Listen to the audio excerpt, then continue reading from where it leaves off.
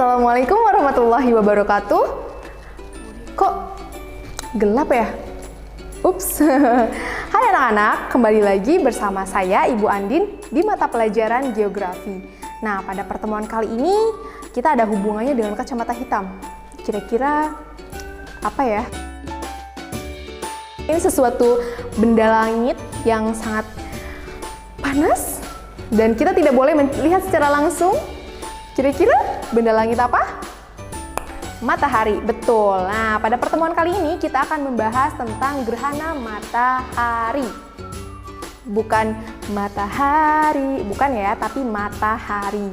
Nah, tujuan dari pembelajaran ini adalah kalian bisa menjelaskan dan mendeskripsikan gerhana matahari. Diawali dengan penjelasan fase bulan. Oke, jadi kalau kalian perhatikan fase bulan di samping ibu ini, di sekeliling ibu ini, fase bulan itu diawali dengan bulan baru atau bulan mati, kemudian fase sabit awal, fase paruh awal, fase cembung awal, fase bulan purnama, fase cembung akhir, fase paruh akhir, fase sabit akhir, dan kembali lagi ke bulan baru atau bulan mati.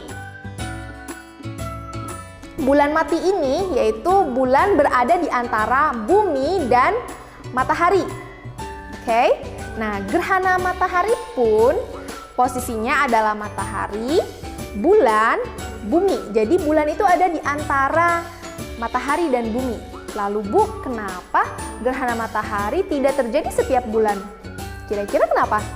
Nah, oke anak-anak, jadi garis edar bulan itu memiliki kemiringan 5 derajat terhadap bidang ekliptika bumi. Ya. Oke. Nah, itu makanya kenapa gerhana matahari itu tidak terjadi setiap bulan. Nah, jadi ketika kalian perhatikan gambar di samping ini. Nah, jadi ketika garis perpotongan antara bidang ekliptika bumi dengan garis edar bulan berpotongan, itu adalah posisi gerhana matahari.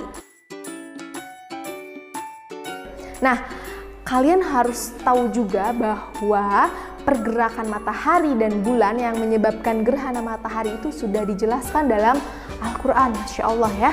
Itu ada dalam Quran surat Ar-Rahman ayat 5. Artinya matahari dan bulan beredar menurut perhitungan.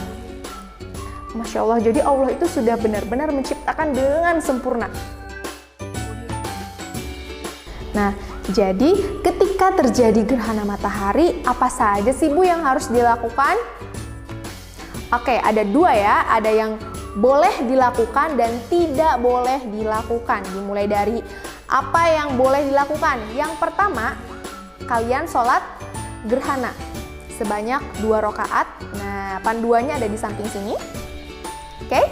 Kemudian yang kedua, kalian boleh mengamati fenomena gerhana matahari tetapi dengan menggunakan alat. Nah, di sini Ibu memiliki kacamata. Ini bukan kacamata dimensi yang buat nonton ya, bukan. Tapi di sini kacamata yang menggunakan solar filter. Jadi di sini yang yang warna hitam ini, kaca yang warna hitam ini merupakan solar filter. Artinya di sini kita aman melihat benda langit yang memiliki kecerahan yang sangat terang gitu ya. Jadi kalau misalkan kita gunakan ini untuk melihat lampu, itu tidak akan terlihat lampunya karena lampu itu merupakan cahaya yang redup ya. Nah, salah satu benda yang memiliki kecerahan yang terang itu adalah matahari. Jadi kalau kalian keluar rumah menggunakan kacamata ini, kalian bisa melihat mataharinya itu bentuknya bulat seperti itu. Nah, ingat ya, kalian boleh mengamati gerhana matahari dengan bantuan kacamata ini dengan solar filter. Ini bukan kaca film, bukan. Ini bukan juga yang buat rongsen, bukan. Ya, itu berbeda. Kemudian selain itu, kalian bisa menggunakan biskuit yang ada bolong-bolongnya. Kalian tinggal biskuitnya ditaruh di sini. Nanti bayangannya itu akan membentuk bagaimana bentuk si gerhananya. Kalau gerhana mataharinya sebagian, berarti bentuknya sebagian, seperti itu ya. Kalau gerhana matahari total kan semuanya gelap gitu ya. Nah, kalau gerhana matahari sebagian itu bisa kelihatan bentuk gerhana mataharinya, seperti itu. Kemudian, apa saja yang tidak boleh dilakukan saat gerhana matahari terjadi? Yang pertama, kalian tidak boleh melihat secara langsung. Wah, kenapa? Karena itu bisa merusak mata kalian. Jadi mata kalian itu nanti seperti ini, luka terbakar. Ya, disebutnya juga dengan solar retinopati. Jadi matanya itu seperti luka terbakar dan kalian tidak bisa melihat hal-hal yang detail seperti tulisan di koran, seperti itu ya. Nah, kemudian kalian tidak boleh menggunakan kacamata hitam, ataupun kalian menggunakan teropong binokular, tidak juga. Kemudian kalian menggunakan teleskop tanpa menggunakan solar filter itu tidak diperbolehkan, itu bisa menyebabkan kebutaan bagi kalian ya. Jadi ingat, tidak boleh melihat secara langsung, menggunakan kacamata hitam, menggunakan teropong binokuler, dan menggunakan teleskop tanpa solar filter, seperti itu. Untuk melihat bagaimana sih terjadinya gerhana matahari menggunakan menggunakan ini kacamata dengan solar filter. Nah, di sini Ibu punya videonya berdasarkan pengalaman Ibu saat terjadi gerhana matahari sebagian tahun lalu ya. Oke, silakan kalian saksikan video berikut ini.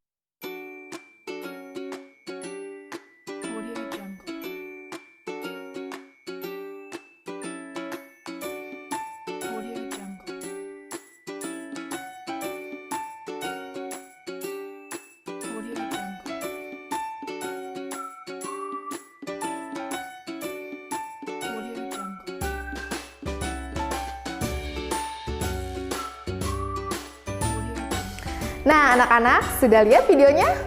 Oke, itu merupakan video amatir mungkin ya, video amatir saat terjadi gerhana matahari sebagian. Seperti itu.